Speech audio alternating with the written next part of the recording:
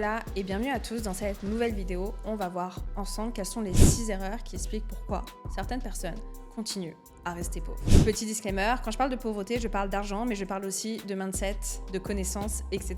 L'une des premières erreurs, c'est d'avoir des pensées limitantes sur l'argent. Avoir des pensées limitantes sur l'argent, c'est le fait de penser que l'argent, c'est mauvais, que les gens qui ont de l'argent, ce sont des arnaqueurs, que l'argent est la racine du mal, etc. Et en fait, si vous avez des pensées limitantes, ça va être très compliqué pour vous de faire beaucoup d'argent, parce que vous ne pouvez pas aller à l'encontre de ce que vous pensez. Si depuis toujours, vous avez ces pensées-là, vous n'allez pas du coup mettre en place les actions nécessaires qui vont vous aider éventuellement à augmenter votre CA. Alors l'une des premières choses qui va être vraiment difficile, c'est essayer de se demander si on a des pensées limitantes. En règle générale, j'ai envie de dire que tout le monde a certaines pensées limitantes. Il y en a qui vont être entre guillemets plus ou moins graves, mais il y en a qui vont être vraiment très légères et peut-être que vous ne les considérez pas comme des pensées limitantes. Donc la première chose à faire, c'est vraiment essayer de noter par rapport à l'argent toutes les pensées qui vous viennent, que ce soit négatif ou positif. Ce que vous pouvez faire aussi, c'est essayer de remonter dans vos souvenirs, de voir un peu comment vous avez été éduqué. Moi, on m'a beaucoup inculqué le fait que si je veux gagner de l'argent, il faut que je travaille dur. Et par rapport à ça, et je pense que vous le savez si vous me suivez sur les réseaux sociaux, c'est vrai que je vais travailler beaucoup et je travaille le week-end, à pas d'heure, etc.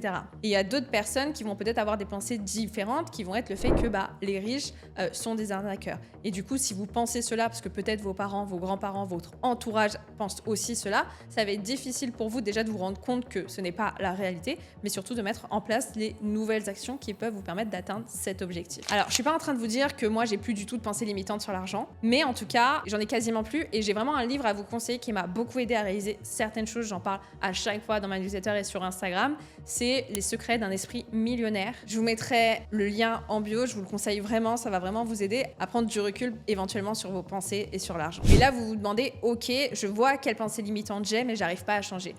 Honnêtement, il n'y a pas forcément de méthode miracle. Ce qui va être peut-être important et ce que je vous conseille, ça va être peut-être de côtoyer de près ou de loin, donc soit des gens qui sont proches de vous, que vous voyez au quotidien, ou alors juste sur les réseaux sociaux, de suivre des personnes qui n'ont pas les mêmes pensées que vous. Parce que du coup, vous allez vous rendre compte que votre réalité, c'est pas forcément la réalité de tout le monde et que vos pensées, c'est pas forcément non plus une vérité. Donc c'est important d'être assez ouvert et de voir ce qui se passe autour de vous. Et faites vraiment attention aux personnes que vous côtoyez de près ou de loin, encore une fois, parce qu'il y a certaines personnes qui peuvent vraiment vous mettre plein d'idées limitantes. Donc le but, c'est pas de couper les ponts avec les gens que vous connaissez depuis 20, 30 ans. Enfin, c'est pas ce que je vous conseille en tout cas, mais c'est vraiment de prendre du recul, en tout cas de ne pas aborder ce genre de sujet avec ce type de personnes-là. La deuxième erreur, c'est que vous voyez l'investissement comme une perte. Et quand je parle d'investissement, je parle d'argent, mais je parle aussi d'investissement au niveau du temps. Et la plupart des personnes qui voient l'investissement, que ce soit un investissement financier ou temporel, comme une perte, ce sont des personnes en général qui cherchent la gratification immédiate. C'est-à-dire que si demain, on te dit avec cette formation qui coûte 300, 400 euros, tu vas pouvoir apprendre telle compétence et ces compétences vont te permettre ensuite de gagner X euros. Les personnes qui cherchent la gratification immédiate, elles vont pas vouloir investir parce qu'elles vont vouloir avoir le résultat tout de suite. Si par exemple aujourd'hui vous prenez une formation de, peu importe le prix, 300, 500, 1000 euros, cette formation, normalement, si c'est une bonne formation, elle va vous apporter des compétences. Et ces compétences vont ensuite vous être utiles pour vous, pour votre business, et ces compétences vont vous aider dans un futur moyen-long terme à accroître votre CA. Sauf que, bien évidemment, c'est pas le jour où vous avez terminé la formation que le lendemain vous faites 10K, 20K, 30K. On est d'accord. Ça peut prendre plusieurs temps, plusieurs mois, voire plusieurs années en fonction des personnes. Et c'est là où la plupart des personnes ne souhaitent pas investir parce qu'elles se mettent dans une formation, elles la suivent, entre guillemets, parfois pas du tout, mais on va dire elles la suivent en entière. Et après, elles testent sur une semaine les choses qu'elles ont apprises, mais elles voient que ça ne marche pas, donc elles abandonnent. Et du coup, après, elles ne veulent plus investir. Donc c'est pour ça que c'est vraiment important de ne pas voir l'investissement comme une perte, mais plutôt comme un gain. Donc oui, quand vous allez investir chez quelqu'un dans une formation ou même chez un prestataire, vous n'allez pas forcément avoir un grand changement immédiat. Mais par contre, sur le long terme, c'est des choses qui vont vraiment vous aider. Et aussi, il y a une autre chose importante à savoir et que je vous ai dit au début, c'est que l'investissement, c'est pas forcément qu'un gain d'argent. C'est aussi un gain de temps. Mais le temps égale de l'argent. Dans le sens où moi, aujourd'hui, j'ai des prestataires qui vont m'aider pour le montage, par exemple, de mes vidéos YouTube. Et je sais que moi, je peux le faire, entre guillemets, seule, si je me forme, enfin voilà. Sauf que moi, je vais prendre je sais pas, 2 semaines à monter une vidéo stylée, entre guillemets. Alors que ma monteuse, par exemple, elle va le faire en, je sais pas, une journée, une demi-journée, enfin, ça dépend. Et du coup, elle me fait gagner du temps. Donc, j'investis de l'argent en elle, mais elle me fait gagner du temps pour me concentrer sur les tâches dans lesquelles je suis le plus utile et que j'aime le plus faire.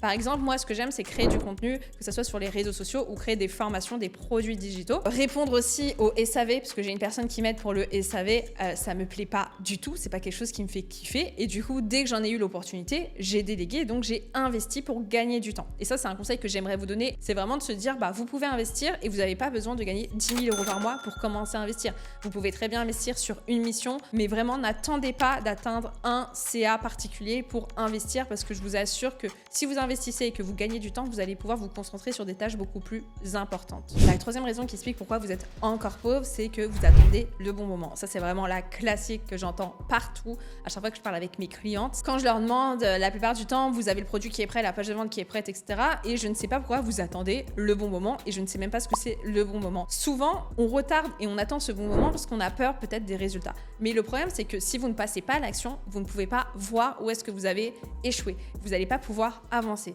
Parce qu'on va être honnête entre vous et moi, c'est pas votre première formation, votre première story facecam ou votre premier réel qui va forcément faire 1 million et qui va vous faire atteindre les 10K, 20K par mois, on est d'accord. Mais c'est en ayant passé à l'action que vous allez pouvoir atteindre ces objectifs. C'est pour ça qu'il faut arrêter de se cacher derrière l'excuse du bon moment, parce que le bon moment n'existe pas, il se crée. Une autre erreur qui explique pourquoi vous êtes encore pauvre, c'est que vous pensez que pour faire de l'argent, il faut déjà avoir beaucoup d'argent, alors que c'est complètement faux. Il y a un peu ce cliché, mais qui est quand même vrai.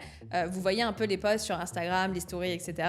Des gens qui disent, voilà, pour commencer, tu as besoin de 0 €. Canva, y aller, c'est gratuit. Instagram, c'est gratuit. En réalité, c'est vrai, même si ça fait très cliché, mais vous pouvez commencer sans avoir 10 000 €. Et entre nous, je pense pas que vous ayez non plus 0 €. En tout cas, vous pouvez commencer sans forcément investir des centaines de milliers d'euros. Il y a plein d'outils vraiment pour tout, que ce soit pour la création de site internet, pour la visibilité, pour créer du contenu. Vous avez plein d'outils qui sont mis à votre disposition gratuitement. Donc arrêtez de vous cacher derrière l'excuse de il me faut 500, 1000, 3000, je sais pas combien de capital pour commencer, parce que c'est entièrement faux. Et quand je parle d'outils, je parle d'outils digitaux, mais je parle aussi d'outils physiques, c'est-à-dire que le micro, vous pouvez très bien commencer par le micro de votre téléphone. Alors oui, c'est pas la meilleure qualité du monde, mais c'est déjà ça. C'est déjà quelque chose. Pareil pour la caméra. Vous pouvez déjà commencer avec votre iPhone ou votre Samsung ou peu importe. C'est pas non plus une caméra Sony, un Canon, mais c'est déjà pas mal. Donc il faut arrêter de se chercher des excuses quant aux outils, parce qu'aujourd'hui, en 2024, vous pouvez tout faire sans dépenser 1 €. Une autre erreur, et je crois que c'est l'une de mes préférées, c'est que vous vous focalisez sur les mauvaises actions. Si aujourd'hui, vous venez de démarrer, que vous avez, je sais pas, 100 abonnés, que voilà, c'est le début, il n'y a pas ce truc encore de communauté, vous n'avez pas un engagement de fou, pourquoi est-ce que vous allez dépenser 1 600 € dans un branding professionnel, dans un logo, dans un univers de marque? Alors attention, je dis pas qu'il faut pas le faire. Moi-même, je l'ai fait il y a pas très longtemps que ça, il y a 1 an. J'ai vraiment investi chez une graphiste professionnelle qui m'a fait toute ma DA et j'en suis très fière et très contente. Néanmoins, les 1004 que je lui ai donnés, c'était pas de l'argent que j'avais à mes débuts. C'est normal. Et je me voyais pas investir dans une DA alors que personne me connaissait. Enfin, pour moi, c'était vraiment pas logique, c'était pas une bonne action à faire. Je vais pas vous dire en quoi vous devez investir parce que ça, c'est vraiment du cas par cas. Mais il faut vraiment que vous mettiez à plat les choses, que vous demandiez, ok, ce que vous avez, ce que vous n'avez pas et où vous souhaitez aller. Mais clairement, un logo à 600, 800 € ou en tout cas un branding complet, ce n'est pas utile si aujourd'hui vous n'avez toujours pas de clients, vous n'avez pas de visibilité et que personne vous connaît. Si vous êtes à ce stade-là, c'est-à-dire si vous êtes au niveau 1, vous devez vous concentrer sur des actions de niveau 1, c'est-à-dire publier tous les jours, vous faire connaître, parler de votre produit, créer vos produits, commencer à créer vraiment ce côté communauté. Mais vous ne pouvez pas faire au niveau 1 des actions du niveau 50 parce que c'est pas du tout rentable pour vous. Une autre erreur, c'est que vous misez tout sur la chance. La chance, elle a vraiment bon dos. Alors attention, je suis pas en train de dire que la chance n'existe pas. Rien que le fait qu'on soit ici, qu'on ait un toit, qu'on ait de quoi manger, etc., c'est de la chance par rapport à d'autres personnes. Il y a toujours plus chanceux et moins chanceux que nous, c'est un fait. Mais est-ce qu'on doit se cacher derrière ce côté chance pour dire c'est grâce à la chance que Nanani a percé, parce que ça c'est ce que j'entends souvent. Beaucoup de gens entre guillemets les haters qui vont dire voilà, si t'as percé c'est parce qu'elle est jolie, c'est parce qu'elle a eu de la chance, elle est arrivée au bon moment, etc. Ou au contraire, quand on ne réussit pas, on va dire que c'est parce qu'on n'a pas eu de chance. Je pense qu'il y a certes un facteur chance, mais la problématique de se cacher derrière le mot chance, c'est vraiment se dire ok, mon destin n'est pas entre mes mains, c'est Dieu, c'est l'univers, c'est je ne sais qui décide de ma vie. Donc en fait je subis tout ce qui m'arrive dans la vie. Et pour moi, c'est hors de question. Après, vous êtes peut-être pas d'accord, et n'hésitez pas à le dire, il n'y a pas de souci. Mais pour moi, c'est vraiment invraisemblable de se dire que on n'a pas le contrôle de nos actions. que en fait tout est écrit, que si Dieu entre guillemets ou l'univers a décidé que X serait une star, elle va être une star quoi qu'elle fasse, ou que X resterait pauvre et gagnerait un SMIC toute sa vie, il va gagner un SMIC toute sa vie. Bah non, je suis pas d'accord. Et je pense que on a justement le contrôle de notre vie et que oui, bien sûr, il y a des occasions, il y a des rencontres qui vont nous aider, mais les rencontres, elles se provoquent en fait. Enfin, je suis désolée. Si vous croyez que là, demain, il y a un millionnaire qui va venir sonner chez vous, qui va vous dire « Oh, s'il te plaît, j'aimerais donner 10 millions, je sais pas à qui donner, j'ai envie de te les donner à toi », mais pas du tout. Enfin, on est dans quel monde, sérieux? Il faut vraiment que vous ayez conscience que vous êtes responsable de votre vie, de votre destin et qu'il n'y a que vous qui pouvez changer les choses. Alors oui, il y a un facteur chance qui est minime, mais la chance, elle se provoque. Moi, je suis par exemple Kylie Jenner.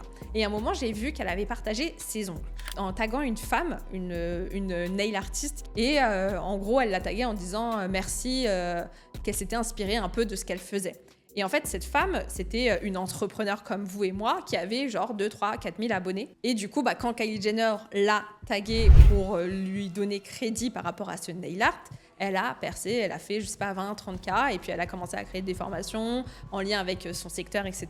Et du coup, elle a vraiment eu ce truc où, grâce à cette anecdote, grâce à ce partage de Kylie, sa vie a complètement, entre guillemets, changé. Et on peut voir cela de deux façons. C'est soit on se dit, elle a de la chance, Kylie l'a mentionné, elle a trop de chance, ou soit on se dit, bah non, cette meuf-là, en fait, elle était sur Instagram. Ça faisait combien de temps qu'elle publiait tous les jours pour montrer son travail? Donc, c'est pas de la chance. Oui, effectivement, Kylie l'a trouvé et ça aurait pu être une autre star ou elle aurait pu trouver quelqu'un d'autre. Elle a quand même bossé pour travailler sa visibilité sur les réseaux sociaux et pour être découverte par Kylie Jenner. Donc, on ne peut pas nier qu'il y a un facteur chance, mais on peut pas tout remettre à la chance.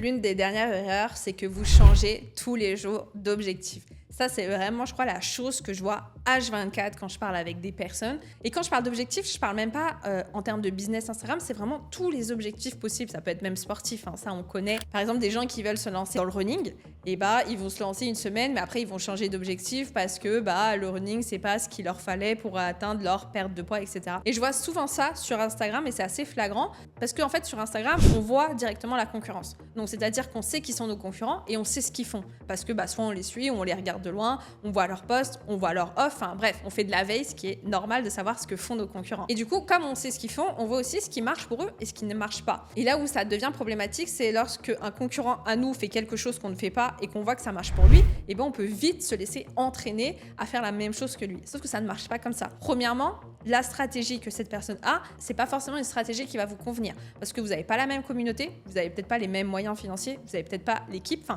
ce que je dis souvent, c'est que arrêtez de faire comme X parce que vous ne savez pas la vie de X. Vous ne savez pas si cette personne délègue tout, si c'est elle qui fait tout, si elle a peut-être beaucoup d'argent de côté et que ça lui fait pas peur de perdre, d'investir 10 000 euros parce qu'elle a quand même une grosse trésorerie. Bref, donc ça ne sert à rien à l'heure d'aujourd'hui de vous mettre à copier le business model de quelqu'un parce que cette personne réussit de cette manière-là. Tous les business models marchent, il faut que vous restiez focus sur vous. C'est très bien et je conseille à H24 de faire de la veille parce que je trouve ça important de savoir ce qui se passe dans notre secteur et pour pas être à la ramasse. Mais par contre, il faut arrêter d'avoir ce syndrome de l'objet brillant. C'est qu'à chaque fois qu'on voit quelque chose qui marche, on se dit « Waouh, ça a l'air trop bien, j'ai envie de le faire aussi », etc.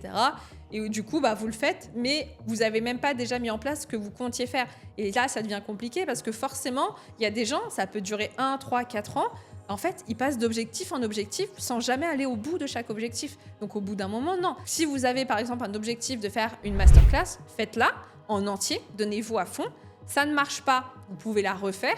Ou au contraire, tenter autre chose, mais en tout cas, au moins vous avez testé. Mais ça sert à rien de se dire, je fais une masterclass, vous la sortez jamais, vous faites un challenge, vous le sortez jamais, vous faites une vidéo YouTube, vous le sortez jamais, vous faites un podcast. Bref, ça ne sert à rien. Et c'est pas du tout rentable pour vous et pour votre business. Voilà les 6 erreurs qui expliquent pourquoi il y a certaines personnes qui restent pauvres et d'autres qui deviennent riches. J'espère que cette vidéo vous a plu. N'hésitez pas à me donner votre avis en commentaire, à me dire ce que vous en avez pensé, à vous abonner. Et si jamais vous avez un business, que vous êtes sur Instagram et que vous galérez à avoir de la visibilité, il faut savoir que j'ai une masterclass qui est 100% gratuite où je vous donne les étapes qui m'ont permis de passer de 0 à 40 000 abonnés sur Instagram et de 0 à plus de 10-20K par mois grâce aux réseaux sociaux. C'est entièrement gratuit, le lien est en description et je vous dis à très vite.